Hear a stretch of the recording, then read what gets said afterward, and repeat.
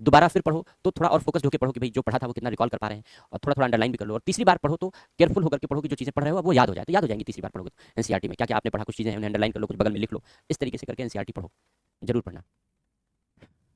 चलो, हो गया आज का 3 टॉपिक के क्वेश्चन आंसर हम लोगों ने कर लिए।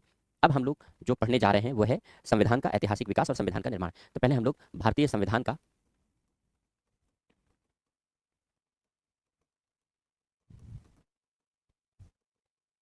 ऐतिहासिक विकास, हिस्टोरिकल डेवलपमेंट या इवोल्यूशन भी कहते हैं, ऑफ इंडियन कॉन्स्टिट्यूशन। अब कैसे, बहुत सारे फैक्ट हैं इसमें, धीरे धीरे हम आपको एक कंसेप्चुअल फ्रेमवर्क तैयार करा रहे हैं यहाँ पर, और इस कंसेप्चुअल फ्रेमवर्क के अधीन जब आप फैक्ट पढ़ोगे तो आपको ज़्यादातर चीज़ें याद रहेंगी और याद हो जाएंगी। तो कैसे भारत में अंग्रेज आए और अंग्रेजों ने किस तरीके से धीरे धीरे कुछ कानून बनाए, कुछ कदम उठाए जिन्होंने हमारे भारतीय संविधान के निर्माण को प्रभावित किया है, यही पर्पज़ है हमारा पढ़ना इसके अंतर्गत। कि अंग्रेजों ने 1947 के पहले तक कौन कौन से ऐसे कदम उठाए जिन्होंने हमारे संविधान के निर्माण को प्रभावित किया है, इस टॉपिक के अंतर्गत हम यही पढ़ने जा रहे हैं। तो अब संविधान की समझ हो गई है हमें, अब हम पढ़ेंगे तो हमको ये टॉपिक समझ में आएगा, इसलिए हम इसको सबसे अंत में पढ़ाते हैं, क्योंकि शुरुआत में पढ़ाने पर फिर वो समझ में नहीं आएगा। तो हम लोग जानते हैं, पढ़ते हैं कि प्लासी का युद्ध और बक्सर का युद्ध, ये सब युद्ध ऐसे हैं जिन्होंने भारत में ब्रिटिश शासन की स्थापना में अपना महत्वपूर्ण योगदान दिया है। बक्सर का युद्ध इस दिशा में सबसे महत्वपूर्ण माना जाता है क्योंकि बक्सर के युद्ध के बाद भारत में ब्रिटिश ईस्ट इंडिया कंपनी को, जो वहाँ के ताज की अनुमति से भारत में व्यापार करने आई थी, कारोबार करने आई थी, उस ईस्ट इंडिया कंपनी को भारत में रेवेन्यू वसूलने का अधिकार मिल गया। क्योंकि हम लोग जानते हैं कि 1600 में, दिसंबर 1600 की बात है, जब ब्रिटिश कंपनी को भारत से व्यापार करने की अनुमति वहाँ की महारानी ने दी, वहाँ के ताज ने दिया। ब्रिटिश कंपनी आई यहाँ व्यापार करने के उद्देश्य से, लेकिन उसने देखा कि भारत में राजाओं का शासन है, अलग अलग राजशाहियाँ हैं, और राजघराने बड़े संपन्न हैं, बहुत पैसा है राजाओं के पास, लेकिन इनमें आपसी भाईचारा नहीं है, ये आपस में ही लड़ते मरते रहते हैं, एक दूसरे को नीचा दिखाना, एक दूसरे की सत्ता हड़प लेना, एक दूसरे का राज हड़प लेना, कोई भाईचारा नहीं इनमें, आपसी फूट बहुत ज्यादा है, चरम पर है। कुछ राजाओं को लगा कि दूसरे राजाओं को नीचा दिखाने के लिए या दूसरे राज्य की सत्ता को हड़पने के लिए हम अंग्रेजों की मदद ले सकते हैं, क्योंकि ईस्ट इंडिया कंपनी जो भारत से व्यापार करने आई, उसने अपने व्यापारिक और कारोबारी हितों का संरक्षण करने के लिए, जो उसने कंपनी के कार्यालय खोले और लोग आए, उन सब का संरक्षण करने के लिए, उसकी सुरक्षा के लिए उसने सैनिक भी भेजे, ब्रिटिश सैनिक भी भेजे। और जो ब्रिटिश सैनिक आए, यानी कंपनी के सैनिक आए, कंपनी के कर्मचारियों, कार्यालय, इन सब की सुरक्षा करने के लिए उनके पास आधुनिक हथियार होते थे, बंदूकें होती थी, गोला बारूद होते थे। जो हमारे यहाँ राजा महाराजे थे, उनके पास बंदूकें, गोला बारूद कम थे, वो तलवार, भाले और इन्हीं सबसे युद्ध लड़ा करते थे। तो हमारे यहाँ के राजा महाराजाओं ने कंपनी को लालच देना शुरू किया कि ऐसा करते हैं, हम तुम मिलते हैं और इस राजा को हरा देते हैं, फिर दोनों मिलकर के इस पर शासन करते हैं। तो कंपनी आई तो थी व्यापार कारोबार करने, लेकिन हमारे देश के जो कुटिल और घटिया किस्म के जो राजे थे, इन कुटिल और घटिया किस्म के राजाओं की बदौलत कंपनी के अधिकारियों को यहाँ की राजनीति और प्रशासन में मजा आने लगा। उन्हें लगा कि ये सब तो आपस में लड़ मर रहे हैं और लड़ने मरने के लिए हमारी मदद ले रहे हैं, तो हम व्यापार कारोबार तो कर ही रहे हैं, लेकिन राजनीतिक और प्रशासनिक मामलों में भी हम दखल दे सकते हैं। तो कंपनी को भी भारत के राजाओं के राजनीतिक और प्रशासनिक कार्यों में मजा आने लगा, रुचि आने लगी। धीरे धीरे कंपनी का ये दायरा बढ़ने लगा, फिर धीरे धीरे कंपनी ने भारत के राज्यों को हड़पने की नीति बनानी शुरू कर दी, तमाम तरीके के इस तरीके के काम शुरू हुए, और अंततः बक्सर का जब युद्ध हुआ तो बक्सर के युद्ध में ब्रिटिश ईस्ट इंडिया कंपनी को 3 प्रांतों में, बिहार, उड़ीसा, तब उड़ीसा था, अब ओडिशा हो गया है, बिहार, उड़ीसा और बंगाल, आज का जो बांग्लादेश है और जो पश्चिम बंगाल है, पूरा मिला के बंगाल था, तो बंगाल, इन 3 प्रांतों में रेवेन्यू वसूल करने का अधिकार मिल गया, राजस्व वसूलने का अधिकार मिल गया। रेवेन्यू किसी भी सिस्टम की बैकबोन होता है। अगर किसी ने रेवेन्यू वसूलने पर कब्जा कर लिया, इसका मतलब उसका शासन पर कब्जा हो गया। तो जब ब्रिटिश ईस्ट इंडिया कंपनी को रेवेन्यू वसूलने का अधिकार मिल गया तो 1765 की बात है, 1765 की बात है, 1764 में बक्सर का युद्ध हुआ, और 1765 से लेकर के 1773 तक, 1773 तक कंपनी ने रेवेन्यू वसूल करने का काम तेजी से शुरू किया। उसके आगे भी किया, लेकिन यह समय ज्यादा महत्वपूर्ण था सत्ता परिवर्तन के लिए। अब कंपनी व्यापार भी करती थी और कंपनी रेवेन्यू भी वसूल करती थी, यानी इन 3 प्रांतों में एक तरीके से सरकार भी चलाने में उसका रोल हो गया, यानी दोहरा शासन हो गया कंपनी का। ये कंपनी के द्वैध शासन का काल था, कंपनी के दोहरे शासन का काल था, व्यापार भी करती थी और शासन प्रशासन भी चलाती थी, रेवेन्यू भी वसूलती थी। लेकिन अजीबोगरीब घटना घटी, रेवेन्यू वसूलने का दायरा बढ़ा कंपनी का, लेकिन कंपनी के अधिकारी अमीर होते जा रहे थे और कंपनी गरीब। कंपनी जितना रेवेन्यू वसूल कर रही थी, कंपनी का घाटा होता जा रहा था, अधिकारी अमीर होते जा रहे थे, क्योंकि कंपनी के अधिकारियों ने देखा कि भाई बड़ा पैसा है भारत में, वसूलो जितना कठोरता से वसूल सकते हो, लूटो भारत को जितना लूट सकते हो, लूटा उन्होंने और अपने अपने खजाने में भर लिया। व्यक्तिगत रूप से तो अधिकारी अमीर होते गए क्योंकि करप्ट थे, भ्रष्ट थे, कंपनी में जमा करने के बजाय खुद रख लेते थे, कहीं हिसाब किताब तो होता नहीं था, जितना दे दो हो गया, जितना हिसाब किताब बना के दे दिया उतना हो गया, जितना नहीं दिया नहीं दिया। कंपनी की रेवेन्यू की कॉस्ट बढ़ती गई, लागत इनकम कम होती गई, कंपनी घाटे में आने लगी, अधिकारी अमीर होने लगे।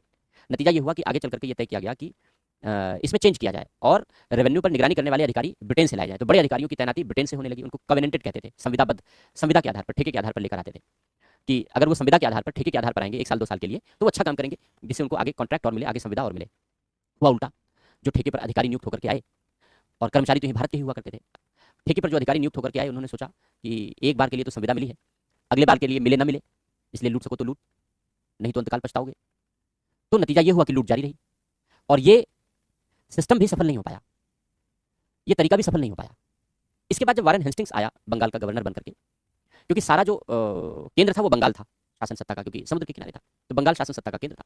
जब वारेन हेस्टिंग्स आया बंगाल का गवर्नर बनकर के, तो उसने ये तय किया कि कुछ चेंज किया जाए इसमें, और जिले में जो रेवेन्यू की वसूली की जाती है, राजस्व की वसूली की जा रही है, इस राजस्व की वसूली पर एक निगरानी रखने की व्यवस्था की जाए, एक नियंत्रण करने की व्यवस्था की जाए, जिससे कि जिले से जो रेवेन्यू वसूल किया जाए वो सख्ती से वसूल हो, और वसूली में एक ब्रिटिश अधिकारी के द्वारा कठोरता से निगरानी रखी जाए, उसका सुपरविजन किया जाए, जिससे करप्शन आदि की संभावनाओं को रोका जा सके।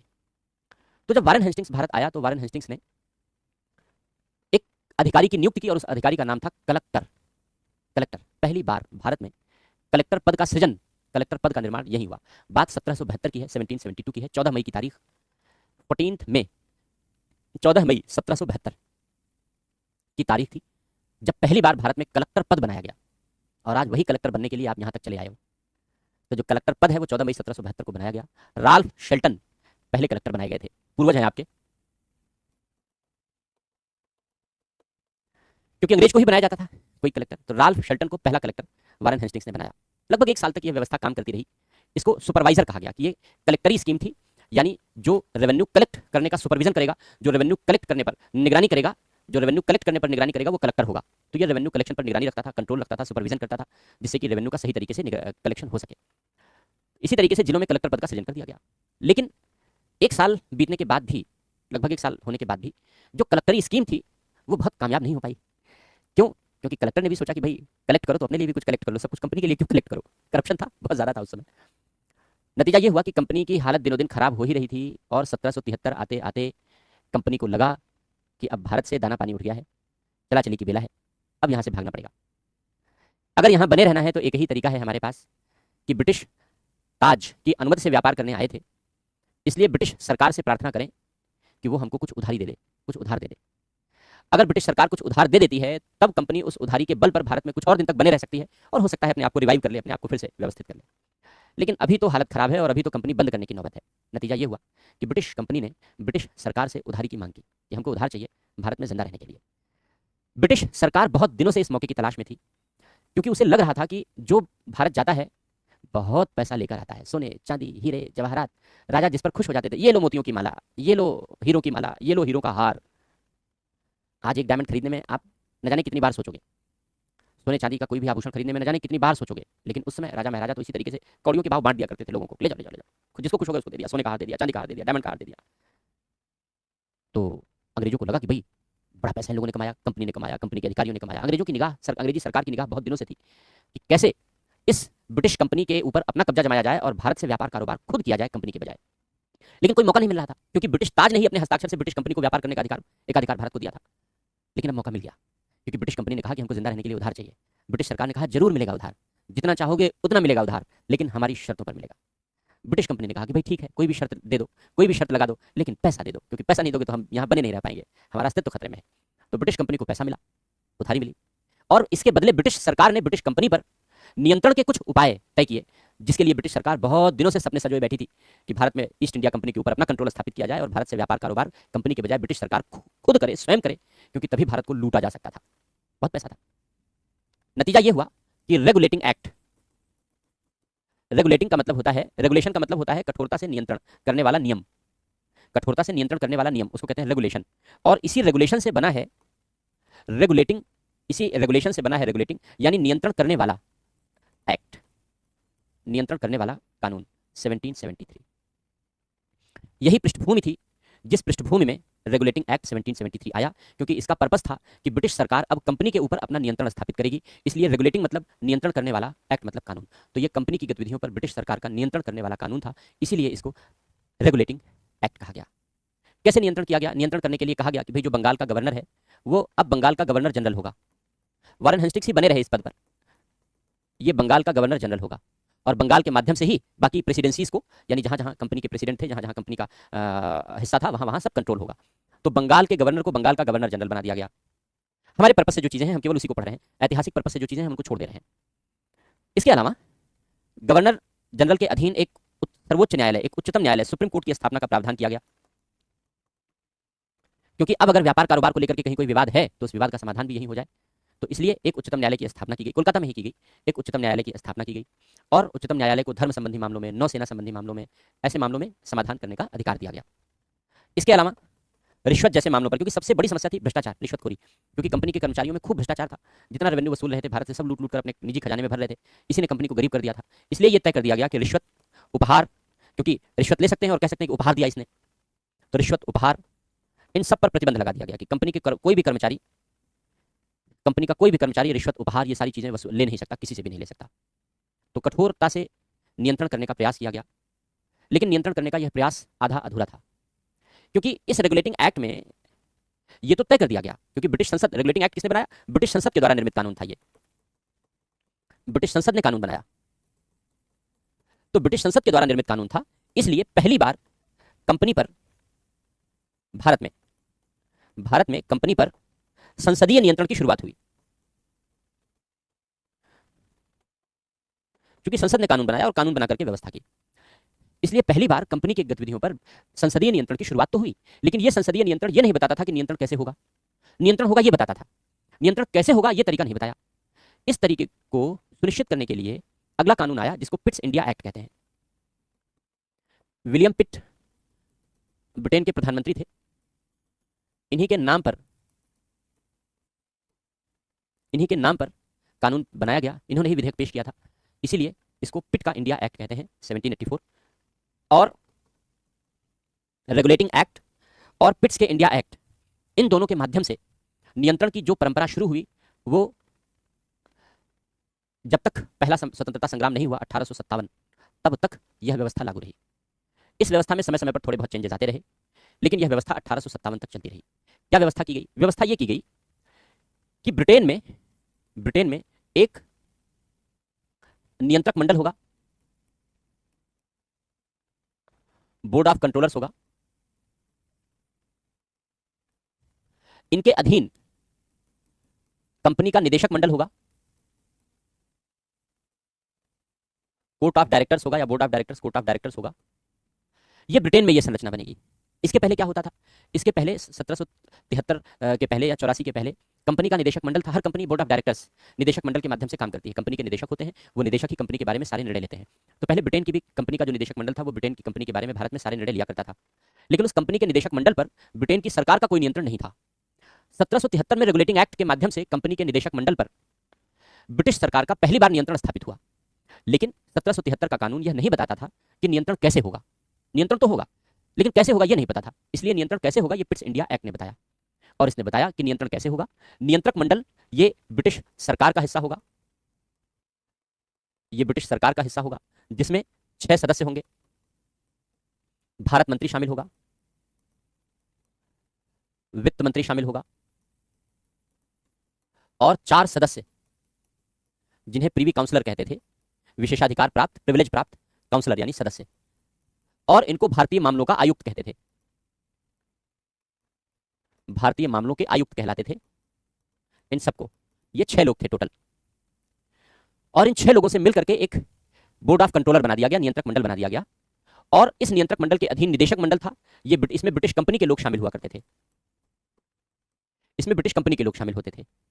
यह कह दिया गया, यह स्पष्ट कर दिया गया कि जो निर्णय है, जो नियंत्रक मंडल है, नियंत्रक मंडल राजनीतिक और प्रशासनिक मामलों, राजनीतिक और प्रशासनिक मामलों के बारे में निर्णय लेगा, और जो निदेशक मंडल है, यह व्यापारिक मामलों के बारे में निर्णय लेगा। दायरा क्लियर कर दिया गया कि भारत के संदर्भ में जो पॉलिटिकल और एडमिनिस्ट्रेटिव डिसीजन मेकिंग है, वो कंपनी नहीं लेगी, वो निदेशक मंडल नहीं लेगा, वो बोर्ड ऑफ कंट्रोलर लेगा, यानी सरकार के लोग लेंगे। सरकार के लोग उस निर्देश को कंपनी के निदेशक मंडल को देंगे, और कंपनी के निदेशक मंडल उसको फॉलो करेंगे, केवल उसको लागू करेंगे, निर्णय नहीं लेंगे। कंपनी का निदेशक मंडल केवल व्यापारिक निर्णय ले सकता है, बस।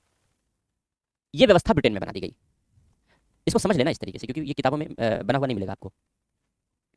इसके बाद फिर भारत में जो व्यवस्था निर्मित की गई, भारत में गवर्नर जनरल का पद बनाया गया, 1773 से 1833 के पहले तक ये बंगाल का गवर्नर जनरल हुआ करता था, सब कुछ बंगाल के अधीन था। लेकिन 1833 से इसे भारत का गवर्नर जनरल कह दिया गया। 1833 तक बंगाल का, और 1833 से भारत का।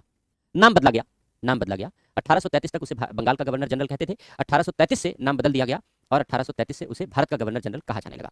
1857 तक, क्योंकि 1857 तक ये व्यवस्था कंटिन्यू रही। हम लोग जिसके बारे में पढ़ रहे हैं, ये 1773 प्लस 1784 दोनों ने मिलकर के जो व्यवस्था निर्मित की, ये 1857 तक चलती रही।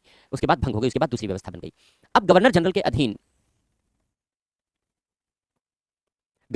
अधीन अलग अलग व्यवस्थाएं निर्मित की गई। एक तो प्रांतों के गवर्नर होते थे,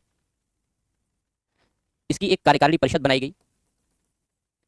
एक कार्यकारिणी परिषद होती थी, एग्जीक्यूटिव काउंसिल होती थी, वह प्रांतों के गवर्नर पर कंट्रोल करती थी।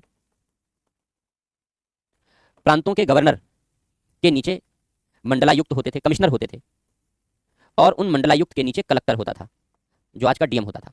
तो कलेक्टर होता था, जिले का जिलाधिकारी होता था। और 1826 में 1826 में पहली बार मंडल का कॉन्सेप्ट लाया गया कि 4, 5 या 6 ऐसे कुछ जिलों को मिला के मंडल बनाया जाएगा, और उस मंडल का मुखिया मंडलायुक्त होगा, कमिश्नर होगा, कमिश्नरी का मुखिया कमिश्नर होगा, और वह कमिश्नर कलेक्टर का सीनियर होगा। तो 1826 से यह व्यवस्था इंट्रोड्यूस कर दी गई, इस तरीके की व्यवस्था निर्मित कर दी गई। और एक विधायी परिषद बनाई गई, लेकिन पहले नहीं थी, 1853 से बनी, जो भारत के लिए कानून बना सके। 1853 के पहले विधायी परिषद नहीं थी, यानी ये हिस्सा नहीं था।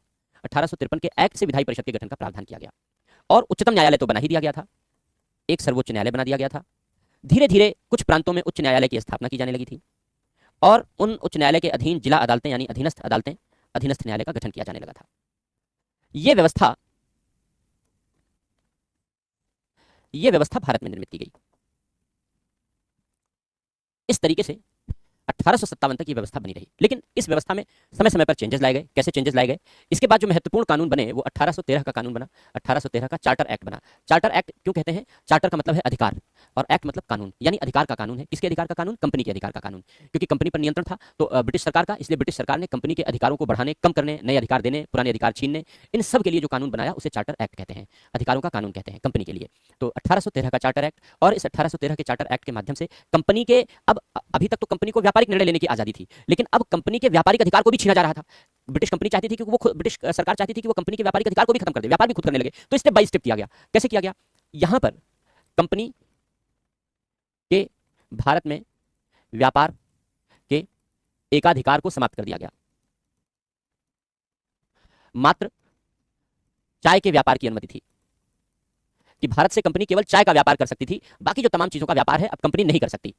चीन से भी व्यापार कर सकती थी, चीन से व्यापार की अनुमति भी थी। बस केवल 2 तरीके के व्यापार की अनुमति अब कंपनी के पास थी कि वो चाय का व्यापार भारत से कर सकती थी, चीन से व्यापार कर सकती थी। बाकी कंपनी के सारे व्यापारिक अधिकार खत्म कर दिए गए। कंपनी व्यापार के नाम पर कोई निर्णय अब नहीं ले सकती थी। वो निर्णय भी अब बोर्ड ऑफ कंट्रोलर लेगा, जो राजनीतिक और प्रशासनिक सत्ता जिसके पास थी वही लेगा। धर्म विभाग की स्थापना की गई और ईसाई धर्म के प्रचार की अनुमति दी गई, जिससे ईसाई धर्म का प्रचार प्रसार किया जा सके। और खूब धर्मांतरण कराया गया। दूर दराज क्षेत्रों में जहां लोग जागरूक नहीं थे, वहां धर्म प्रचार के लिए खूब बजट आता था ब्रिटेन से। जितना बजट आता था धर्म प्रचार के लिए, उसका वहां पर लोगों के लिए इलाज कराने, लोगों को पढ़ाने लिखाने पर खर्च किया जाता था। लोगों को प्रलोभन दिया जाता था कि अगर तुम ऐसे ही हमारे साथ जुड़े रहे तो तुमको तुम्हारे साथ और अच्छा करेंगे, और जुड़े रहने का मतलब है तुम अपना धर्म छोड़ दो और हमारा धर्म अपना लो। खूब धर्म परिवर्तन कराया गया। जितने जनजातीय क्षेत्र थे, जितने दूर दराज इलाके थे, वहां 100% क्रिश्चियनिटी डेवलप की गई। आज नॉर्थ ईस्ट के अधिकांश राज्यों में जो 100% जनजातियां हैं वो 100% क्रिश्चियन हो चुकी हैं। 100% क्रिश्चियनिटी है। जो दूसरे राज्यों से जाकर के कुछ 2-4% लोग वहां रह रहे हैं व्यापार कारोबार इन सारी चीजों के लिए, बस वही नॉन क्रिश्चियन है। बाकी वहां रहने वाले लोग 100% अब क्रिश्चियन हो चुके हैं। तो ये जो शुरुआत है वो 1813 के चार्टर एक्ट के माध्यम से ही व्यवस्थित तरीके से की गई। यानी एक तरीके से कहें तो ब्रिटिश शासन के प्रभुत्व को स्थापित करने का प्रयास किया गया। ब्रिटिश शासन का या ब्रिटिश ताज का, कुछ भी कह लो, ब्रिटिश ताज का प्रभुत्व बने, इस दिशा में मजबूत प्रयास किया गया। लेकिन एक संवैधानिक कदम हमारे संविधान के निर्माण के लिए एक बात महत्वपूर्ण रही, जो आगे चलकर के प्रेरणादायी रही, वो ये रहा कि इसमें यह प्रावधान किया गया कि अंग्रेज भारतीयों की शिक्षा पर प्रति वर्ष 1 लाख रुपए व्यय करेगा। हर साल भारतीयों की शिक्षा पर 1 लाख रुपए का खर्चा किया जाएगा। यानी आप कह सकते हो कि यह डीपीएसपी जैसा प्रावधान था। डीपीएसपी जैसा प्रावधान था। तो पहली बार नीति निर्देशक तत्वों के लक्षण आप हमें 1813 के एक्ट में दिखाई पड़ते हैं। इसलिए हमने इसको बाद में रखा पढ़ने के लिए। शुरू में हम पढ़ते हैं और हम आपको बताते हैं कि डीपीएसपी जैसे लक्षण है, तो आप कहते हैं ये क्या होता है? तो अब पढ़ चुके हैं तो अब ये सवाल नहीं होगा कि ये क्या होता है, आप आसानी से समझ सकते हैं। तो पहली बार डीपीएसपी के लक्षण, पहली बार नीति निर्देशक तत्वों के लक्षण हमें 1813 के एक्ट में दिखाई पड़ते हैं। फिर जो दूसरा महत्वपूर्ण एक्ट था वो 1833 का चार्टर एक्ट था। ये भी चार्टर एक्ट था। कंपनी के अधिकार को देने खत्म करने के लिए इसी एक्ट के तहत जो बंगाल का गवर्नर जनरल था उसका पदनाम बदल करके भारत का गवर्नर जनरल कर दिया गया। बंगाल के बजाय नाम बदल दिया गया, अब उसे बंगाल का गवर्नर जनरल नहीं कहेंगे, भारत का गवर्नर जनरल कहेंगे। अब इस कानून के माध्यम से ब्रिटिश कंपनी के सारे अधिकार खत्म कर दिए गए। ब्रिटिश कंपनी के समस्त व्यापारिक अधिकार समाप्त, यानी चाय का व्यापार करने का अधिकार भी खत्म कर दिया गया, चीन से व्यापार करने का अधिकार भी खत्म कर दिया गया। अब वो सब ब्रिटिश सरकार ने अपने हाथों में ले लिया और कंपनी अब व्यापारिक संस्था नहीं रही, ब्रिटिश कंपनी को ब्रिटिश सरकार का प्रशासनिक एजेंट बना दिया। अब ब्रिटिश कंपनी को ब्रिटिश सरकार का प्रशासनिक एजेंट बना दिया गया कि जो कहेंगे उतना ही हाथ पैर हिलाओगे, अपने दिमाग का इस्तेमाल नहीं करोगे। ब्रिटिश कंपनी अपने दिमाग का इस्तेमाल नहीं कर सकती, ब्रिटिश कंपनी केवल ब्रिटिश सरकार का हाथ पैर हो गई। जितना कहेंगे उतना हाथ पैर चलाओगे, उससे ज्यादा चलाओगे तो वापस बुला लेंगे ब्रिटेन, और नहीं तो ब्रिटेन की सरकार वापस नहीं बुलाती थी, उनको भेज देती थी। तमाम द्वीप थे, त्रिनिडाद, टोबैको, मॉरिशस, तब सब पिछड़े हुए द्वीप हुआ करते थे, कहीं इंसान बहुत कम रहते थे, अंग्रेजों ने सबको गुलाम बना रखा था, उन पर भेज देते, जाओ। जीवन जीने की दशाएं बेहतर नहीं थी, तो एक तरीके से पनिशमेंट पोस्टिंग थी। तो जो अंग्रेज सरकार की बात न माने उसे पनिशमेंट पोस्टिंग मिल जाती थी, दूर दराज द्वीपों में भेज देते थे, पता ही नहीं चलता था कि वहां से आएंगे कैसे और कितने दिन बाद आएंगे। तो जो ब्रिटिश कंपनी के कर्मचारी थे वो कर्मचारी अब अंग्रेजों की बात मानने के लिए बाध्य थे। कंपनी पूरी तरीके से ब्रिटिश सरकार के कब्जे में आ गई। कंपनी का व्यापारिक अस्तित्व ही खत्म हो गया, व्यापारिक अधिकार समाप्त, व्यापारिक अस्तित्व समाप्त हो गया, कंपनी का व्यापारिक अस्तित्व ही खत्म हो गया। और इस तरीके से ब्रिटिश सत्ता का केंद्रीकरण हो गया। ब्रिटिश सत्ता के केंद्रीकरण का अंतिम प्रयास था, ये अंतिम कदम था। इसके माध्यम से ब्रिटिश सरकार ने भारत की सारी सत्ता, राजनीतिक और प्रशासनिक तो थी ही, केवल व्यापारिक नहीं थी, व्यापारिक भी अपने हाथों में केंद्रित कर ली और पूरा भारत ब्रिटेन की सरकार के कंट्रोल में चला गया 1833 के एक्ट के माध्यम से। इसमें बहुत सारे छोटे छोटे काम किए गए। जो कार्यकारिणी परिषद थी वायसराय की, गवर्नर जनरल की, इस कार्यकारिणी परिषद में चौथा सदस्य जोड़ा गया जिसको विधि सदस्य कहा गया, और इसी विधि सदस्य के अधीन विधि आयोग की स्थापना की गई। और विधि आयोग का जो गठन किया गया, आज तक भारत में विधि आयोग का गठन जारी है। अभी एक महीने पहले नए विधि आयोग, लॉ कमीशन के गठन का आदेश सरकार ने पारित किया है। तो आज हमारे यहाँ जो विधि आयोग का गठन होता है, पहले विधि आयोग का गठन इस कानून के अंतर्गत हुआ था। मैकाले भारत आया था विधि सदस्य बनकर के, बड़ा बुद्धिमान था मैकाले, इसमें कोई शक नहीं। मैकाले कहता था कि भारत के लोगों को 3 P देते रहो, पे, पेंशन, प्रमोशन। इन 3 P के लालच में, पे, पेंशन, प्रमोशन के लालच में इनसे भारत बिकवा लो, ये बेच देंगे। जो करवाना हो इनसे करवा लो, बस इनको पे देते रहो, प्रमोशन देते रहो और अंत में पेंशन दे दो। इस 3 P के लालच में, पे, पेंशन, प्रमोशन, इस 3 P के लालच में ये देश बेचने के लिए भी तैयार खड़े रहेंगे। और मैकाले इस 3 चीजों की व्यवस्था करके गया इस देश में, पे, प्रमोशन, पेंशन। आज तक सारी लड़ाई पे, प्रमोशन, पेंशन की है। अभी देखो ओल्ड पेंशन स्कीम को लेकर के पूरा देश के सारे सरकारी कर्मचारी आंदोलन करते, काम नहीं करेंगे। काम करने के लिए कभी आंदोलन नहीं करते कि हम जनता के हित के लिए काम करें, हम जनता के भले के लिए काम करें। लेकिन ठीक है, कर्मचारियों के हितों की बात भी सोचनी चाहिए, इसलिए आंदोलन बुरा नहीं था। लेकिन बस 3 P का लालच, और मैकाले ने यही 3 P दे करके भारतीयों को अंग्रेजों के समर्थन में कर लिया और भारतीय ही भारतीयों के विरोध में हो गए। जितने सैनिक थे जो हमारे स्वतंत्रता आंदोलनकारियों पर गोली चलाते थे, लाठी चलाते थे, सब के सब भारतीय थे, सब के सब भारतीय थे। बस इसी पे, प्रमोशन, पेंशन के लालच में हमारे स्वतंत्रता आंदोलनकारियों पर गोली भी चलाते थे, लाठी भी चलाते थे। बस यही 3 लालच था, पे, पेंशन, प्रमोशन। तो इसी पे, पेंशन, प्रमोशन का यूज करके मैकाले ने भारत के लोगों को भारत के विरुद्ध ही खड़ा कर दिया, भारत के लोगों को भारत के विरुद्ध ही इस्तेमाल करना शुरू कर दिया। तो इसलिए मैंने कहा बड़ा बुद्धिमान था वो। यहीं से विधि आयोग की स्थापना शुरू हुई। विधि आयोग की सिफारिशों पर कानून बनने लगे। 1860 में आईपीसी बना, जिसको अब रद्द करके भारतीय न्याय संहिता बना दिया गया। 1861 में मैकाले की ही सिफारिश पर पुलिस कानून बना। आज तक 1861 का पुलिस कानून जिंदा है। हमारी पुलिस उसी मैकाले वाले कानून, 1861 वाले कानून, पे, पेंशन, प्रमोशन वाले कानून पर काम कर रही है। उसके अलावा नया कानून आज तक पुलिस कानून बनाया नहीं गया। इस तरीके से जो अधिकांश कानून है वो मैकाले के द्वारा ही बनाए गए हैं। इस अधिनियम में एक महत्वपूर्ण बात यह थी, पहली बार फंडामेंटल राइट के लक्षण दिखलाई पड़े। कैसे दिखलाई पड़े? यह कहा गया कि जो भर्तियां की जाएंगी, नियुक्तियां होंगी, भर्तियां होंगी, यानी जिन कर्मचारियों को नियुक्त किया जाएगा, पे, पेंशन, प्रमोशन के आधार पर नियुक्त किया जाएगा ना, भर्ती की जाएगी, तो जिनकी भर्तियां होंगी, रिक्रूटमेंट होगा या नियुक्तियां होंगी, उन भर्तियों में या नियुक्तियों में किसी को भी धर्म, जाति, जन्म, वंश और वर्ग के आधार पर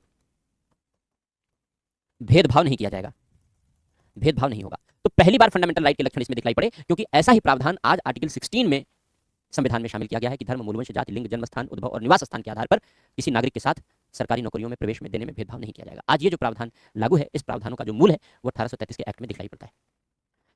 इसके बाद फिर 1853 का एक्ट आया। ये भी चार्टर एक्ट था 1853 का, क्योंकि अब 1853 का ये एक्ट, कंपनी का अस्तित्व पूरी तरीके से खत्म हो चुका था। कंपनी अपने अस्तित्व को फिर से वापस पाने की कोशिश कर रही थी। कि कंपनी का अस्तित्व फिर से, कंपनी का वजूद फिर से जिंदा हो, क्योंकि कंपनी अब केवल ब्रिटिश सरकार का एजेंट रह गई थी, इसने अपनी निर्णय शक्ति पूरी तरीके से खो दी थी। दूसरी ओर यह प्रयास किया जा रहा था कि भारत में अंग्रेजी सत्ता का और कठोर नियंत्रण स्थापित किया जाए। इसी जद्दोजहद में पहली बार विधायी परिषद की स्थापना की गई, यानी जो आज विस्तृत होकर के संसद बन चुकी है। पहली बार संसद के लक्षण 1853 के कानून में दिखाई पड़े। आज जो संसद है 1853 में वो विधायी परिषद के रूप में स्थापित की गई। भर्ती करने में योग्यता आधारित प्रणाली की शुरुआत की जाए, यानी योग्यता के आधार पर कर्मचारियों की भर्ती की जाए। पहले कर्मचारियों की भर्ती योग्यता के आधार पर नहीं होती थी, वो अपने संबंधों के आधार पर होती थी। राजघराने से जो संबंध रखने वाले लोग थे, निकट संबंध रखने वाले लोग थे, उन्हीं को ऊंचे पदों पर भर्ती करके भेज दिया जाता था। लेकिन अब यह तय किया गया कि नहीं, ब्रिटेन में भी और भारत में भी भर्ती योग्यता के आधार पर होगी। कैसे होगी? इसके लिए भारत में मैकाले समिति बनाई गई। मैकाले ने जो सिफारिशें दी उसको 1855 से लागू कर दिया गया, मैकाले समिति 1854। इसी दौरान ब्रिटेन में नॉर्थ कोर्ट ट्रेवेलियन कमेटी बनाई गई 1853 में, और ब्रिटेन में नॉर्थ कोर्ट ट्रेवेलियन ने जो अपनी रिपोर्ट दी, इस आधार पर ब्रिटेन में योग्यता आधारित भर्ती प्रणाली की शुरुआत हुई। इस तरीके से भारत और ब्रिटेन में योग्यता के आधार पर भर्ती एक साथ शुरू हुई। इसके पहले परिवारवाद, वंशवाद, इस आधार पर भर्ती की जाती थी। अब भर्ती योग्यता के आधार पर होगी कैसे? तो मैकाले ने कहा एग्जाम लो, नॉर्थ कोर्ट ट्रेवेलियन ने कहा एग्जाम लो। तो एग्जाम एक साथ आयोजित होते थे, लंदन में परीक्षा आयोजित होती थी, वहीं पेपर बनते थे, वहीं कॉपी चेक होती थी, वहीं एग्जाम देने जाना होता था। तो परीक्षा भी लंदन में होती थी। रिटन एग्जाम होता था, प्री जैसा कोई कॉन्सेप्ट नहीं था। रिटन एग्जाम होता था ऑक्सफोर्ड यूनिवर्सिटी के सिलेबस के आधार पर। जो लोग सिलेक्शन पा जाते थे फिर वो लोग नौकरी भारत में सिविल सेवा में नौकरी करने आते थे। तो इस तरीके से सिविल सेवाओं में योग्यता आधारित भर्ती प्रणाली की शुरुआत हुई। लेकिन इसी दौरान 1857 की क्रांति हो गई, 1857 की क्रांति हो गई, और इस 1857 की क्रांति के बाद सब कुछ बदल गया। ब्रिटिश सरकार को लगा कि ब्रिटिश कंपनी के माध्यम से देश में शासन चलाना, भारत में शासन चलाना ठीक नहीं है, क्योंकि ब्रिटिश कंपनी सही एजेंट के तौर पर काम नहीं कर पा रही है। इसलिए कंपनी को ही पूरी तरीके से खत्म कर दिया जाए।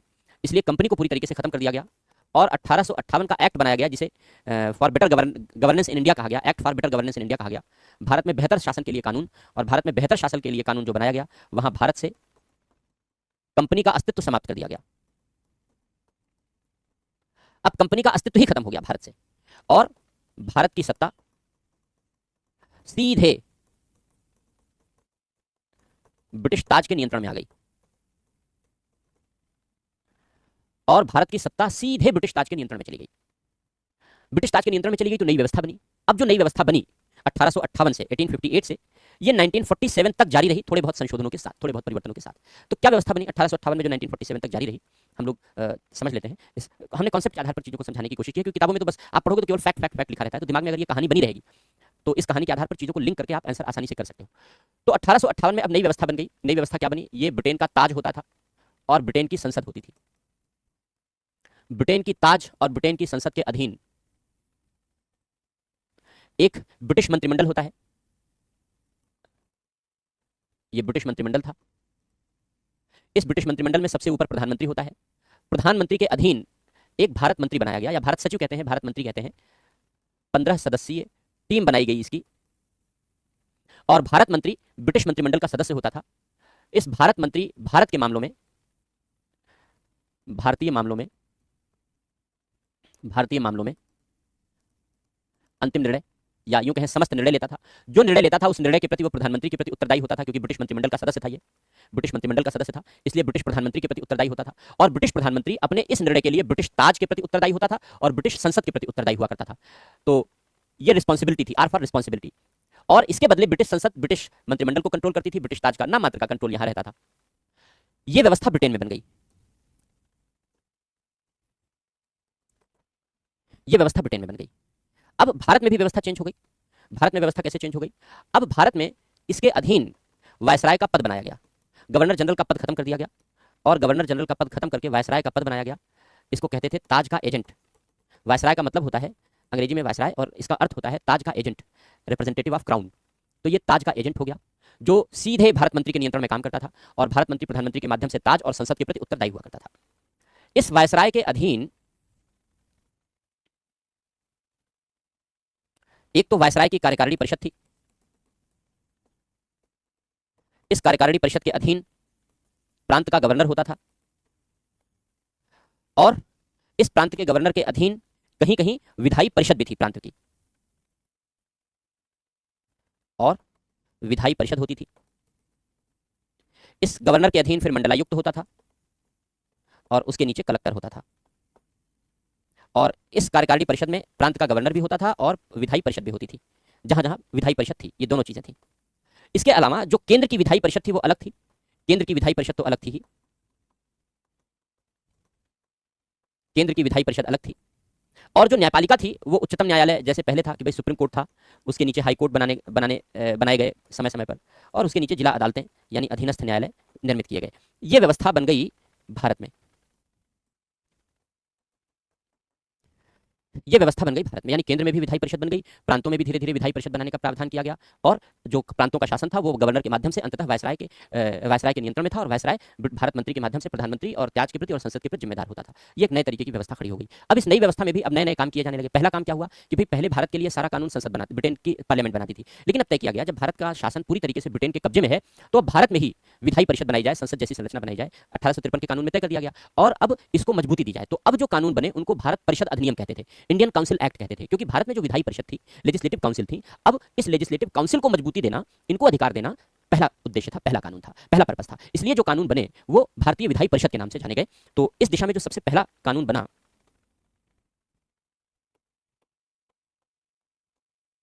इस दिशा में जो सबसे पहला कानून बना वो बना भारतीय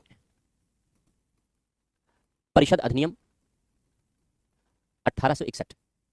अब भारतीय परिषद अधिनियम 1861 के माध्यम से नए नए चेंजेस लाए गए। भारतीयों को विधायी परिषद में शामिल किया गया, नामित किया गया, चुना नहीं जाता था, नामित करने का प्रावधान किया गया कि वायसराय करेगा, वायसराय करेगा। विधायी परिषद को कानून बनाने की इजाजत दी गई। अगर कानून नहीं बन सकता था तो वायसराय को अध्यादेश की शक्ति दी गई। हम लोगों ने अध्यादेश की शक्ति पढ़ी है, अध्यादेश की जो शक्ति हमने पढ़ी है वो 1861 में पहली बार वायसराय को दी गई। तो वायसराय को अध्यादेश की शक्ति दी गई, कुछ नंबर्स वगैरह बढ़ाए गए और भी छोटे मोटे काम किए गए। ये दो बड़े मेजर इंपैक्ट थे। इसके अलावा फिर भारतीय परिषद अधिनियम 1892 में पारित किया गया। पर्पस यही था कि परिषद को मजबूत बनाना है, संख्या में वृद्धि की गई, अप्रत्यक्ष निर्वाचन या अप्रत्यक्ष प्रतिनिधित्व की व्यवस्था की गई कि परोक्ष तरीके से भारतीयों को इसमें चुना जाए। प्रश्न पूछने का अधिकार दिया गया। पहले बजट पर प्रश्न नहीं पूछे जा सकते थे, बजट तो 1860 से पेश होने लगा, लेकिन भारतीय लोग बजट पर सवाल नहीं पूछ सकते थे। तो बजट पर भारतीयों को प्रश्न पूछने का अधिकार दिया गया। सीमित प्रश्न पूछ सकते थे, लेकिन प्रश्न पूछ सकते थे। प्रश्न पूछने का अधिकार दिया गया, जिसको आज प्रश्नकाल कहते हैं।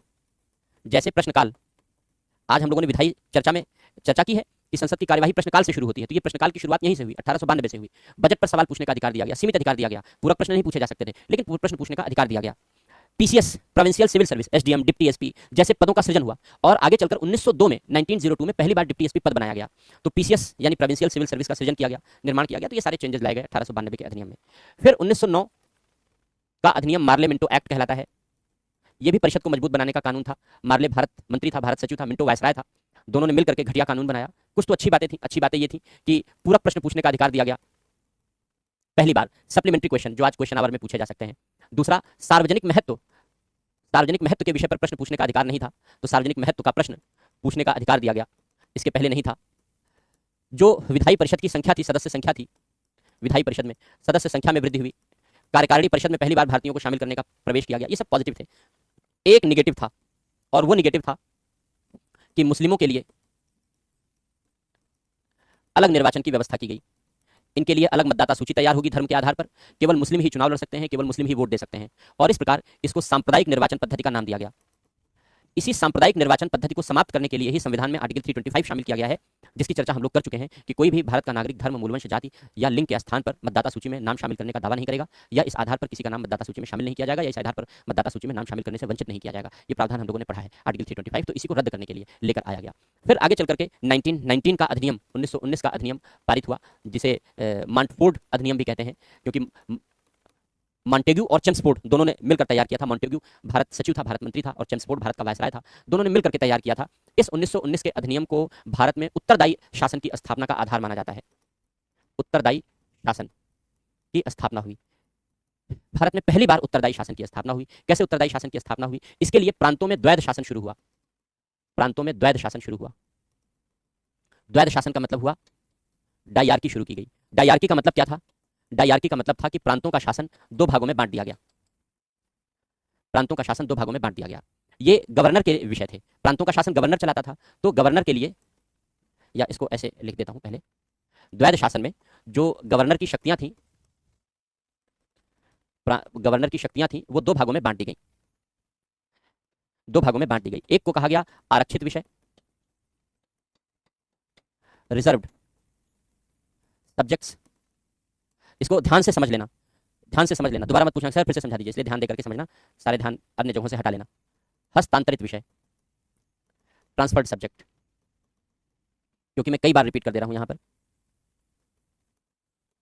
जो प्रांतों के विषय थे या प्रांतों में गवर्नर की शक्तियां थी वो दो भागों में बांट दी गई, इसी को द्वैध शासन कहा गया प्रांतों में। तो प्रांतों में द्वैध शासन के लिए ये दो अलग अलग विषय बना दिए गए, आरक्षित विषय, हस्तांतरित विषय। आरक्षित विषय में उन विषयों को शामिल किया गया जिन पर गवर्नर का निर्णय अंतिम था और वह विधायी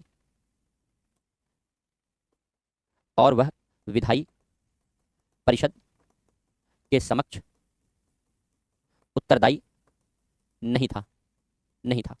जैसे पुलिस, जेल, कानून व्यवस्था इत्यादि। गवर्नर के विषयों को दो भागों में बांट दिया गया। गवर्नर कौन था? प्रांतों में होता था। गवर्नर के दो विषयों में गवर्नर के सारे शक्तियों को दो भागों में बांट दिया गया। दोनों भाग अलग अलग तरीके से निर्णय लेने और सरकार चलाने के लिए थे, इसलिए इसको दोहरा शासन, प्रांतों में दोहरा शासन यानी द्वैध शासन कहा गया। इस द्वैध शासन के अंतर्गत प्रांतों के गवर्नर के विषय को दो भागों में बांटा गया। एक को कहा गया आरक्षित। आरक्षित विषय उसे कहा गया जो गवर्नर के लिए पूरी तरीके से आरक्षित थे। गवर्नर जैसा चाहे निर्णय ले, उस पर किसी का नियंत्रण नहीं, वो किसी के प्रति जवाबदेह नहीं। पुलिस, जेल, कानून व्यवस्था जैसे जितने महत्वपूर्ण विषय थे सब इसके पास थे। लेकिन चूंकि स्वतंत्रता आंदोलन भी जोर पकड़ रहा था, गांधी जी का भी अवतरण हो चुका था और स्वतंत्रता आंदोलन में तेजी आ रही थी, इसलिए अंग्रेजों ने सोचा कि भारत को ज्यादा से ज्यादा शासन में शामिल किया जाए, और जब इनको ज्यादा से ज्यादा शासन प्रशासन में शामिल किया जाएगा तो आंदोलन करने की गति इनकी कम हो जाएगी। पर्पस ये था, इसलिए हस्तांतरित विषय का समावेश किया गया। हस्तांतरित विषय वे थे जिन पर निर्णय गवर्नर ही लेता था। गवर्नर भारतीय मंत्री यानी किसी भारतीय व्यक्ति को मंत्री बनाया जाता था, तो जिन पर गवर्नर भारतीय मंत्री की सहायता से निर्णय लेता था और वह इस निर्णय के लिए विधायी परिषद में उत्तरदायी होता था। यानी रिजर्व सब्जेक्ट तो वो थे जिसमें गवर्नर के पास अंतिम निर्णय की शक्ति थी, किसी के प्रति कोई जिम्मेदारी नहीं थी।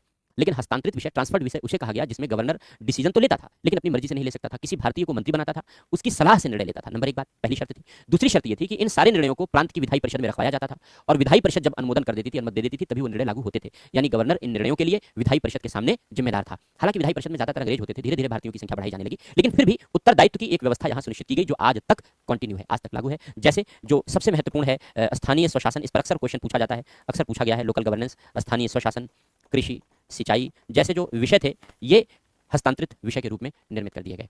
तो इसे प्रांतों में द्वैध शासन कहते हैं। इस पर क्वेश्चन अक्सर आते हैं, पूछे गए हैं प्री के एग्जाम में। इसके अलावा छोटे छोटे बहुत सारे परिवर्तन किए गए, जैसे अखिल भारतीय सेवा को मान्यता दी गई। पहली बार ऑल इंडिया सर्विस को मान्यता इसी के अधिनियम के अंतर्गत मिली है। महिलाओं को मताधिकार दिया गया, सीमित मताधिकार था, लेकिन पहले महिलाओं को वोट देने का अधिकार नहीं था, लेकिन इसके अंतर्गत महिलाओं को मताधिकार दिया गया। जो सांप्रदायिक निर्वाचन था, उस सांप्रदायिक निर्वाचन को पहले केवल मुस्लिमों के लिए किया गया था, लेकिन अब इसमें इसका विस्तार किया गया, ईसाई, पारसी, इनको भी शामिल कर लिया गया। इन सबको भी शामिल करने का प्रावधान किया गया। जो महालेखा परीक्षक है, जिसको हम सीएजी कहते हैं आज,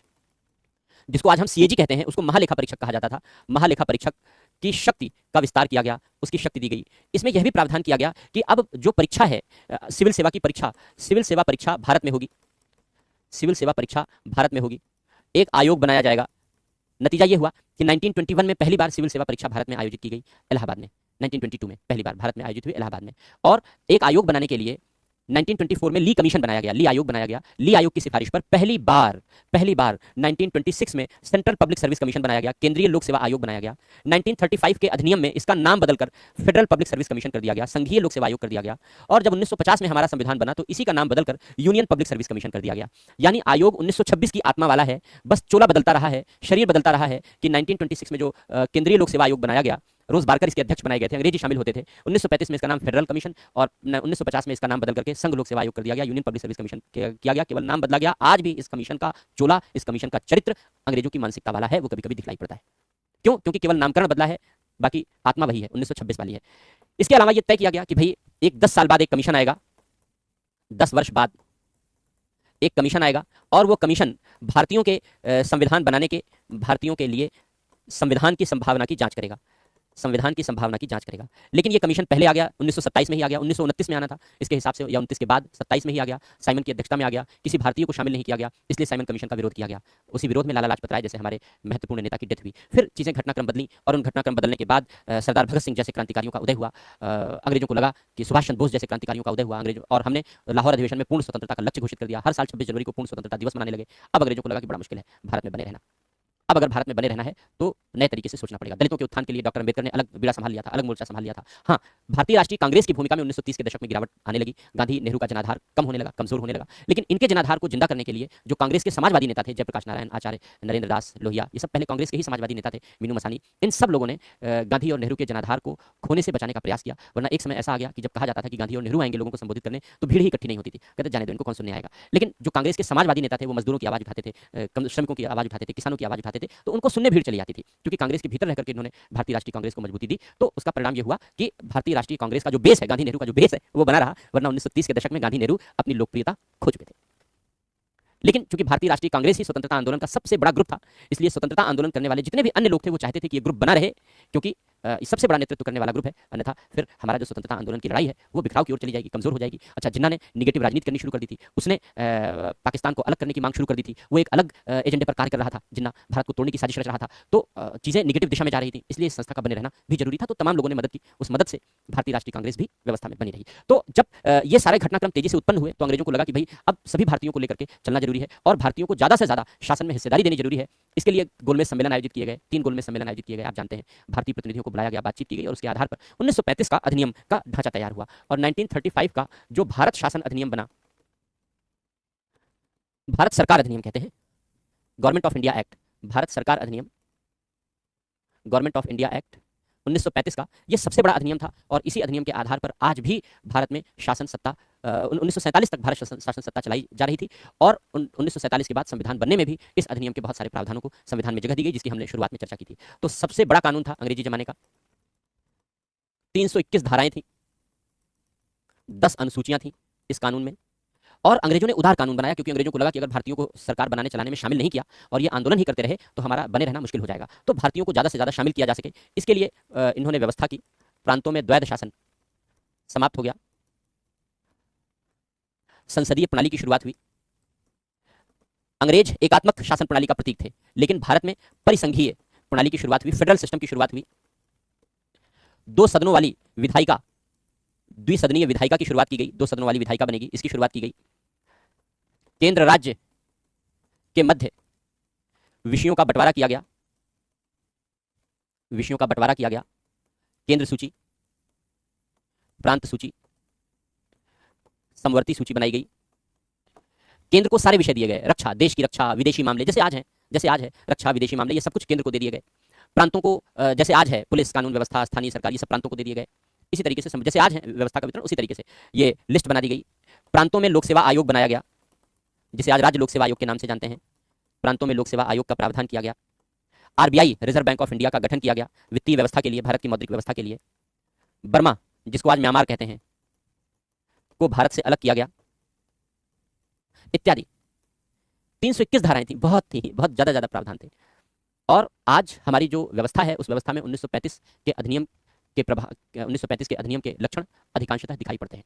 फिर आगे चलकर 1947 का अधिनियम बनाया गया, जिसके अंतर्गत भारत और पाकिस्तान 2 अलग अलग देश बना दिए गए, 2 अलग अलग डोमिनियन बना दिए गए। अब जब हमने भारत का संविधान लागू किया 1950 में, तो हमने आपको लिखाया है आर्टिकल 395 कि भारत सरकार अधिनियम 1935 और भारतीय स्वतंत्रता अधिनियम 1947 दोनों को खत्म कर दिया गया। तो ये अंग्रेजी काल का इतिहास था, जो महत्वपूर्ण घटनाक्रम थे हमने लिख दिया। बाकी जो कुछ सेकेंडरी इंपॉर्टेंस फैक्ट है वो आप बुक से देख लेना, जो पीडब्ल्यू की बुक दी गई है उसमें सारे फैक्ट दिए गए हैं, वो आप देख लेना। इस तरीके से भारतीय संविधान का विकास हुआ। अब भारतीय संविधान का निर्माण हम लोग चर्चा कर लेते हैं कि कैसे भारतीय संविधान का निर्माण किया गया। तो बेसिकली ये फैक्ट फाइल है, लेकिन इस फैक्ट फाइल को हमने कुछ कॉन्सेप्ट में पिरोने की कोशिश की, जिससे आप इसको समझ सको। इसी तरीके से फ्रेमिंग ऑफ इंडियन कॉन्स्टिट्यूशन भी पूरी तरीके से फैक्ट फाइल है। सारे फैक्ट आपको पीडब्ल्यू की बुक में दिए गए हैं, वो सारे फैक्ट आप वहां से देख लेना। लेकिन एक कॉन्सेप्चुअल फ्रेमवर्क हम आपको यहाँ पर उपलब्ध करा रहे हैं।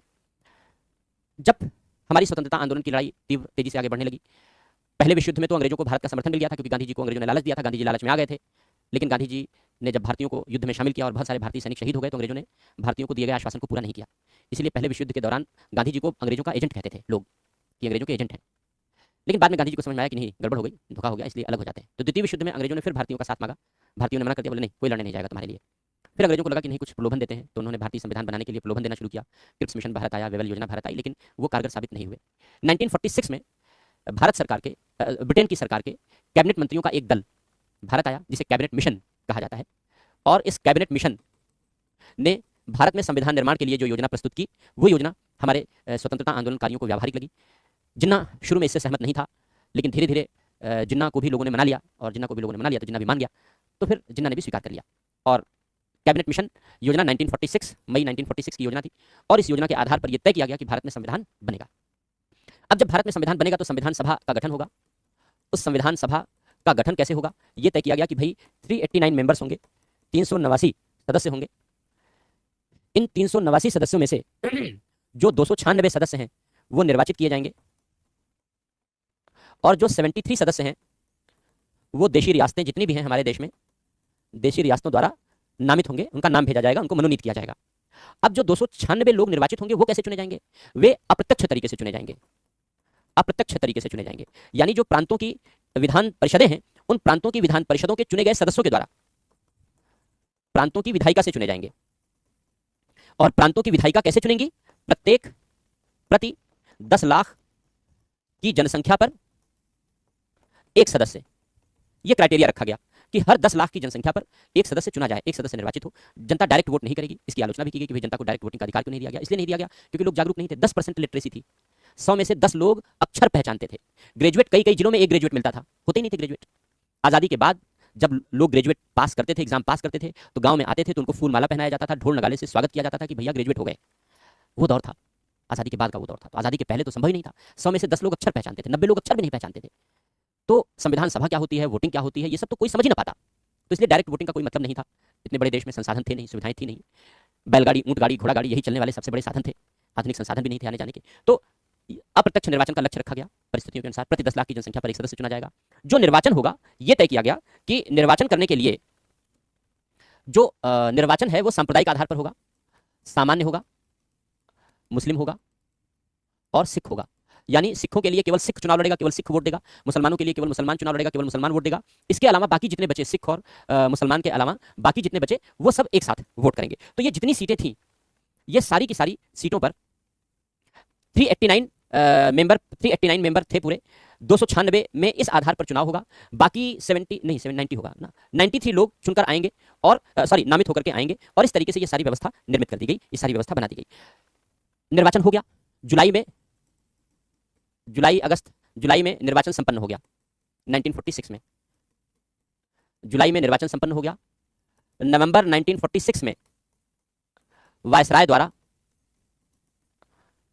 संविधान सभा के गठन की घोषणा कर दी गई। 20 नवंबर की बात है, 20 नवंबर की बात है। इलेक्शन का रिजल्ट मिल गया, सदस्य नामित हो गए, और 20 नवंबर 1946 को वायसराय ने संविधान सभा के गठन की घोषणा कर दी, वैसे जैसे आज राष्ट्रपति कर देता है लोकसभा के गठन की घोषणा। फिर यह तय किया गया कि भाई जब पहली संविधान सभा की बैठक कब से शुरू होगी, जैसे आज तय करते हैं कि पहली लोकसभा की कार्यवाही कब से शुरू होगी, वैसे तय किया गया कि पहली संविधान सभा की बैठक कब से शुरू होगी। तो आज जब पहली लोकसभा बैठक होती है तो प्रोटेम स्पीकर बनाया जाता है। तो ठीक उसी तरीके से पहली जब संविधान सभा की बैठक शुरू हुई तो यह निर्णय लिया गया कि जो संविधान सभा की पहली बैठक शुरू होगी, वो पहली बैठक 9 दिसंबर 1946 को शुरू होगी। और इस बैठक में डॉक्टर सच्चिदानंद सिन्हा, जो सबसे बुजुर्ग सदस्य थे, उनको अस्थायी अध्यक्ष बना दिया गया, यानी आज का प्रोटेम स्पीकर जैसे आज का प्रोटेम स्पीकर होता है। फिर दूसरी बैठक बुलाई गई 11 दिसंबर 1946 को, और डॉक्टर राजेंद्र प्रसाद को पहले से ही तय कर लिया गया था, इनको अस्थायी अध्यक्ष, परमानेंट अध्यक्ष बना दिया गया। पहले दिन जब बैठक हुई 9 दिसंबर को, सच्चिदानंद सिन्हा ने अध्यक्षता संभाली, तो उन्होंने सारे सदस्यों को शपथ दिलाया, सारे सदस्यों को बताया हम क्यों इकट्ठे हुए हैं।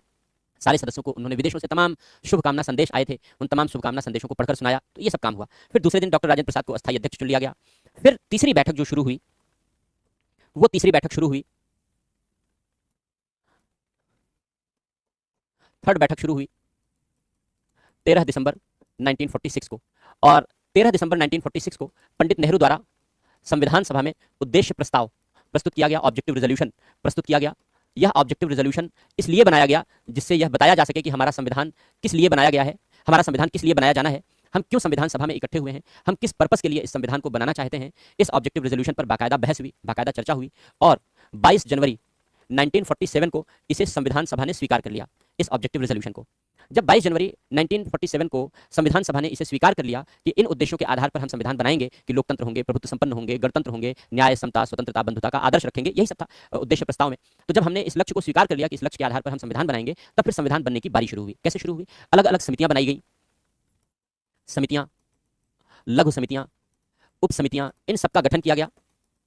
अलग अलग समितियों को अलग अलग जिम्मेदारी दी गई। जैसे संघ के बारे में संविधान बनाने की समिति की जिम्मेदारी पंडित नेहरू को दी गई। इस समिति के अध्यक्ष पंडित नेहरू बनाए गए। प्रांतों के संविधान के संबंध में जो समिति बनाई गई उसके अध्यक्ष सरदार पटेल बनाए गए। मूलाधिकारों के संबंध में जो समिति बनाई गई, अल्पसंख्यकों के बारे में जो समिति बनाई गई उसके अध्यक्ष सरदार पटेल बनाए गए। तो इस तरीके से कार्य संचालन के बारे में जो समिति बनाई गई उसके अध्यक्ष डॉक्टर राजेंद्र प्रसाद बनाए गए। तो अलग अलग समितियां बनाई गई, उन समितियों के अलग अलग अध्यक्ष थे।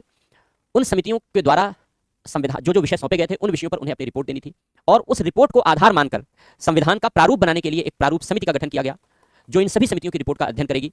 और इस प्रारूप समिति के अध्यक्ष बनाए गए डॉक्टर अंबेडकर, जिनको जिम्मेदारी दी गई कि सारी समितियों की रिपोर्ट का अध्ययन करें और उन समितियों की रिपोर्ट का अध्ययन करके संविधान का प्रारूप तैयार करें। डॉक्टर अंबेडकर की अध्यक्षता में प्रारूप समिति ने बेहद कम समय में, दिए गए समय से भी कम समय में संविधान का प्रारूप तैयार किया। उसी प्रारूप पर संविधान सभा में बहस की गई। बहस उसी तरीके से की गई जैसे कानून बनते हैं। पहले चरण में पेश किया जाता है, दूसरे चरण में सारी चर्चा होती है, संशोधन लाए जाते हैं, और तीसरे चरण में मतदान होता है। ऐसे ही 3 चरणों में सारे प्रारूप पर बहस हुई। 7,500 से ज्यादा संविधान में संशोधन के प्रस्ताव पेश किए गए। बहुत ज्यादा थे, कुछ ऐसे थे जिन पर चर्चा नहीं की जा सकती थी, उनको फिल्टर किया गया। और लगभग 2,500 से ज्यादा संविधान संशोधनों के प्रस्तावों पर संविधान सभा में चर्चा की गई। कितनी मेहनत की हमारे संविधान सभा के सदस्यों ने। 2,500 से ज्यादा संविधान संशोधनों के प्रस्तावों पर 2 साल के भीतर ही चर्चा की गई। संविधान संशोधन स्वीकार किए गए। कुछ जैसे पहले राज्यपाल के चुने जाने की योजना थी, बाद में नियुक्त होने का प्रावधान हो गया। तो इस तरीके के कुछ संशोधन किए गए और अंततः संविधान को अंतिम रूप दे दिया गया। 26 नवंबर 1949 को संविधान सभा के सदस्यों ने संविधान सभा पर अपने हस्ताक्षर कर दिए और संविधान को स्वीकार कर लिया गया, जिसे 26 जनवरी 1950 को लागू करने की घोषणा कर दी गई। 26 जनवरी की तारीख इसलिए चुनी गई क्योंकि लाहौर अधिवेशन में 26 जनवरी को स्वतंत्रता दिवस मनाने का लक्ष्य रखा गया था। तो वो तिथि हमारे दिलो दिमाग में हमेशा के लिए बनी रहे, स्वतंत्रता संघर्ष की कहानी हमें याद दिलाती रहे, उनके मूल्यों को याद दिलाती रहे, इसलिए 26 जनवरी की तारीख चुनी गई। पहले भी हम लोग इस पर चर्चा कर चुके हैं। बाकी बहुत सारे फैक्ट हैं, कितनी समितियां थी, उन समितियों के अध्यक्ष कौन थे, उप समितियां कौन थी, उनके अध्यक्ष कौन थे, तमाम जो बाकी जो घटनाक्रम है, फैक्ट है, वो सारी फैक्ट फाइल पीडब्ल्यू की बुक में दी गई है, वहां से पढ़ लेना। वो फैक्ट हम आपको यहाँ पर लिखा नहीं रहे हैं। हमारा पर्पस यहाँ है कंसेप्चुअल फ्रेमवर्क को डिजाइन करना था। इस तरीके से भारतीय संविधान की रचना की गई। अब इस भारतीय संविधान की रचना करने में 2 बातें फिर सामने आई, 2 समस्याएं फिर सामने आई। संविधान तो हमने बना लिया, एक तो ये था कि भाई बंटवारा हो गया, देश का बंटवारा हो गया, तो 389 मेंबर्स में से बाकी मुस्लिम, जब चुनाव हुआ तो चुनाव में कांग्रेस को 208 सीटें मिली, मुस्लिम लीग को 73 सीटें मिली। बहुत मिल गई, क्योंकि मुस्लिम लीग को केवल मुस्लिम के आधार पर सीटें मिलनी थी, केवल मुस्लिम चुनाव लड़ते, मुस्लिम वोट देते, तो उस आधार पर 73 सीटें बहुत थी। लेकिन भारतीय राष्ट्रीय कांग्रेस हर वर्ग का प्रतिनिधित्व करती थी, सारे समुदाय का प्रतिनिधित्व करती थी, तो उसको ज्यादा सीट मिलना स्वाभाविक था। तो भारतीय राष्ट्रीय कांग्रेस को 208 सीट मिली, मुस्लिम लीग को 73 सीट मिली। जिन्ना को लगा कि हमको सीटें कम मिली। अब जिन्ना इतना घटिया सोचता था, उसको ये नहीं लगा कि तुमने संकीर्ण आधारों पर सीटें जीती हैं, केवल मुस्लिम आधार पर सीट जीती है, तुम समावेशी नहीं थे। लेकिन उसको लगा कि हमको सीटें कम मिली, तो जो संविधान बनेगा उसमें कांग्रेस का ही प्रभाव ज्यादा रहेगा, हमारे लोगों का प्रभाव कम रहेगा। तो वो अड़ गया, बोले नहीं, अब हम संविधान सभा की बैठक में हिस्सा नहीं लेंगे। तो जिन्ना कभी भी संविधान सभा की बैठक में भाग लेने नहीं आया, ना जिन्ना के लोग आए। जिन्ना इस बात पर अड़ गया कि मुझे देश का बंटवारा चाहिए, और उसकी जिद के कारण भारत का बंटवारा हो गया 1947 में। और भारत के बंटवारे के बाद जो 389 मेंबर वाली सभा थी, वो 299 मेंबर वाली सभा बनकर रह गई। तो अंततः 299 सदस्य बचे, क्योंकि पाकिस्तान अलग हो गया। लेकिन अलग होने के बावजूद भी हमारी संविधान सभा में हर वर्ग के लोग मौजूद थे। उसमें कांग्रेस से इस्लाम धर्म के लोग भी जीत कर आए थे। कुछ मुस्लिम लीग के लोग पाकिस्तान जाने से उन्होंने मना कर दिया, बोले नहीं भारत में ही रहेंगे, तो वो रह गए। ईसाई, पारसी, अनुसूचित जाति, अनुसूचित जनजाति, सिख, सभी समुदाय के लोग भारतीय राष्ट्रीय कांग्रेस से जीत कर आए थे। और इस तरीके से भारतीय संविधान सभा में सभी वर्गों का प्रतिनिधित्व था। ऐसा इसलिए क्योंकि अंग्रेज कभी कभी बदमाशी करता है। वो भारतीय संविधान सभा पर उसने गंदी गंदी टिप्पणियां करनी शुरू कर दी कि भारतीय संविधान सभा केवल हिंदुओं की सभा है, उसमें और वर्गों का प्रतिनिधित्व नहीं है। क्योंकि अंग्रेजों को ये थोड़ी भारा था कि भारत के लोग अपना एक संविधान बनाए, मजबूती से बनाए। अंग्रेज को ये फूटी आंख भी पसंद नहीं आ रहा था, इसलिए अंग्रेजों ने भारतीय संविधान सभा की आलोचना करनी शुरू कर दी, बेकार की आलोचना। डॉक्टर राजेंद्र प्रसाद इतने गुस्से में थे, संविधान सभा के अध्यक्ष, कि उन्होंने कहा, उनका स्टेटमेंट है, उन्होंने कहा कि अंग्रेज ये जो निरर्थक बातें कर रहे हैं, इससे दुष्टतापूर्ण निष्कर्ष निकाले जा सकते हैं। ये उनके शब्द थे, अब गाली तो दे नहीं सकते थे, लेकिन उन्होंने ये कहा कि इससे दुष्टतापूर्ण निष्कर्ष निकाले जा सकते थे। तो आप अंदाजा लगा सकते हैं कि अंग्रेजों की इस निरर्थक और मूर्खतापूर्ण आलोचना के प्रति हमारी भारतीय राष्ट्रीय कांग्रेस के सदस्यों में कितना गुस्सा था। क्योंकि अंग्रेजों की जो आलोचना थी वो उनकी अपने मन की भड़ास थी। उन्हें लग रहा था कि कैसे इतने दिनों तक हमने इस देश को गुलाम बना के रखा, अब ये कैसे अपना एक अच्छा संविधान बना के चला सकते हैं। लेकिन हमने अपना संविधान बनाया, अच्छे से बनाया, विश्व का सबसे खूबसूरत और विश्व का सबसे अच्छा संविधान हमने बनाया। हाँ, पालन करने में हमने गड़बड़ियां की, क्योंकि संविधान लागू होने के बाद संविधान का उस भावना से पालन नहीं किया जा सका जिस भावना से संविधान बनाया गया। कहीं कहीं बीच बीच में संवैधानिक नैतिकता मिसिंग रही, तो वो एक कमी रही। लेकिन संविधान बनाने में हम लोगों ने कोई कसर नहीं छोड़ी, बहुत अच्छा संविधान बना करके हमें दिया। एक आलोचना भारतीय संविधान सभा की और की जाती है कि भारतीय संविधान सभा संप्रभु नहीं थी, ये कहा जाता है। संप्रभु नहीं थी, इसका मतलब यह है कि अंग्रेज ये कहते थे कि अंग्रेजों के अधीन भारतीय संविधान सभा बनी थी, अंग्रेजों के अधीन ही भारतीय संविधान सभा ने काम किया है, इसलिए यह संप्रभु नहीं थी। लेकिन अंग्रेजों की आलोचना गलत थी, क्योंकि हमारे संविधान निर्माताओं ने कहा कि केवल अंग्रेजी प्रस्ताव कैबिनेट मिशन के अधीन संविधान सभा गठित की गई थी, बाकी संविधान सभा कार्य करने में पूरी तरीके से स्वतंत्र थी, वो अंग्रेजों के अधीन नहीं थी। संविधान सभा कार्य कैसे करेगी, यह निर्णय संविधान सभा को खुद लेना था। पंडित नेहरू ने कहा कि हम अंग्रेजों की इच्छा से यहाँ इकट्ठे नहीं हुए हैं, हम अपने नागरिकों की इच्छा से यहाँ पर इकट्ठे हुए हैं। सरकारें नागरिकों की इच्छा से बनती हैं, हम भी नागरिकों की इच्छा से यहाँ इकट्ठा हुए हैं। और जहां तक हमारे देशवासी चाहते हैं वहां तक जाएंगे, वहां तक संविधान बनाएंगे। पुरुषोत्तम दास टंडन ने कहा कि संविधान सभा अंग्रेजी प्रस्ताव के अधीन जरूर बनी, लेकिन अंग्रेजों को संविधान सभा को भंग करने का अधिकार नहीं था। संविधान सभा को भंग करने का अधिकार स्वयं भारत की संविधान सभा को था। कैसे भंग हो सकती थी? जब संविधान सभा के कुल सदस्यों के 2/3 लोग संविधान सभा को भंग करने का प्रस्ताव पारित करते, तभी संविधान सभा भंग हो सकती थी। इसलिए संविधान सभा अपने आप में संप्रभु थी, क्योंकि वह किसी बाहरी दबाव के अधीन नहीं थी, संविधान बनाने के अधीन। पुरुषोत्तम दास टंडन ने यह भी कहा कि इसी लक्षण के अधीन फ्रांस की संविधान सभा संप्रभु कही जाती है। तो भारत की संविधान सभा को इस लक्षण के अधीन संप्रभु क्यों नहीं कह सकते? तो अंग्रेज दोहरे मापदंड अपनाते हैं, क्योंकि फ्रांस की संविधान सभा का जब गठन फ्रांस के राजा ने किया, तो फ्रांस की संविधान सभा ने यह तय किया कि राजशाही खत्म की जाएगी, गणतंत्र होगा फ्रांस, रिपब्लिक होगा फ्रांस। तो जब फ्रांस की संविधान सभा ने यह निर्णय लिया, तो फ्रांस के राजा ने कहा कि अच्छा, मैंने ही गठन किया और मेरे ही कब्र खोद रहे हो। तो फ्रांस के राजा ने संविधान सभा को भंग करने का आदेश दिया। तो फ्रांस की संविधान सभा के सदस्यों ने मना कर दिया, बोले बस हो गया, तुम केवल गठन कर सकते थे, भंग हम खुद कर सकते हैं, अपने आप को तुम नहीं कर सकते। और उन्होंने फ्रांस का संविधान बनाया। तो जब वो संप्रभु है और वही लक्षण हमारे संविधान सभा में है, तो हम संप्रभु नहीं है। ये कौन से मापदंड है? तो अंग्रेजों का जो भारतीय संविधान सभा के प्रति दृष्टिकोण था वो दुर्भावनापूर्ण था, क्योंकि वो गुलामी वाली मानसिकता को तब भी आगे कंटिन्यू करना चाहते थे। इसलिए उन्होंने भारतीय संविधान सभा पर अनाप शनाप टिप्पणियां की। फिलहाल इसे लिख लो, हेडिंग लिखो, क्या भारतीय संविधान सभा संप्रभु थी? बाकी फैक्ट बुक से पढ़ लेना, फैक्ट नहीं लिखा है, फैक्ट लिखाने का कोई मतलब नहीं है, वेस्टेज ऑफ टाइम है। मेन वाली एक एनालिसिस लिखा देते हैं, लिखो, हेडिंग लिखो, क्या भारतीय संविधान सभा संप्रभु थी? क्या भारतीय संविधान सभा संप्रभु थी? लिखो लिखो। कुछ अंग्रेजों के द्वारा यह टिप्पणी की गई कि भारतीय संविधान सभा संप्रभु नहीं थी। कुछ अंग्रेजों के द्वारा यह टिप्पणी की गई कि भारतीय संविधान सभा संप्रभु नहीं थी, किंतु किंतु उनकी इस टिप्पणी को अतार्किक माना गया। उनकी इस टिप्पणी को अतार्किक माना गया क्योंकि भारतीय संविधान सभा अंग्रेजी प्रस्ताव के अधीन गठित अवश्य हुई थी। अंग्रेजी प्रस्ताव के अधीन कैबिनेट मिशन योजना थी, अंग्रेजी प्रस्ताव ब्रैकेट में लिखो कैबिनेट मिशन, अंग्रेजी प्रस्ताव के अधीन गठित अवश्य हुई थी, किंतु यह अपने कार्य संचालन में पूर्णतः स्वतंत्र थी। यह अपने कार्य संचालन में पूर्णतः स्वतंत्र थी और बाहरी और आंतरिक दबावों और हस्तक्षेप से मुक्त थी।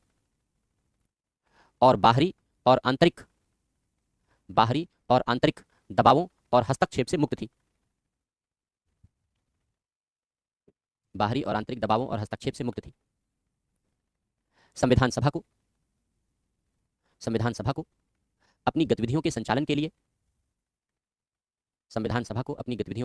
लिए नियम बनाने का अधिकार स्वयं था।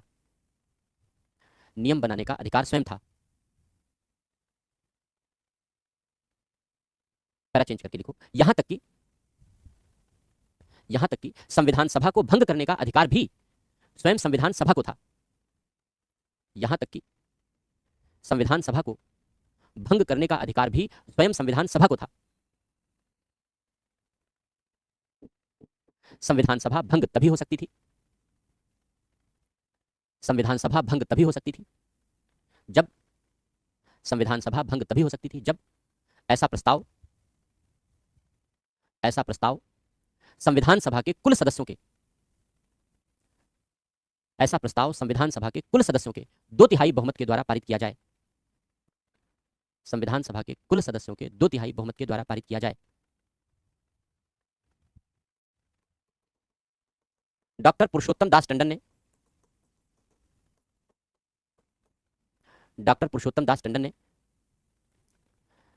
भारतीय संविधान सभा के इस गुण की तुलना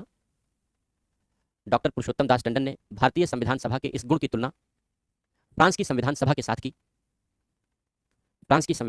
की, जिसे संप्रभु माना जाता था।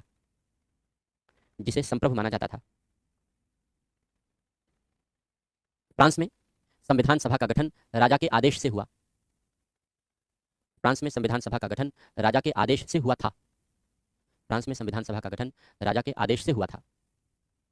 और जब राजा ने इसे भंग करने का आदेश दिया, तब संविधान सभा ने राजा का आदेश मानने से अस्वीकार कर दिया।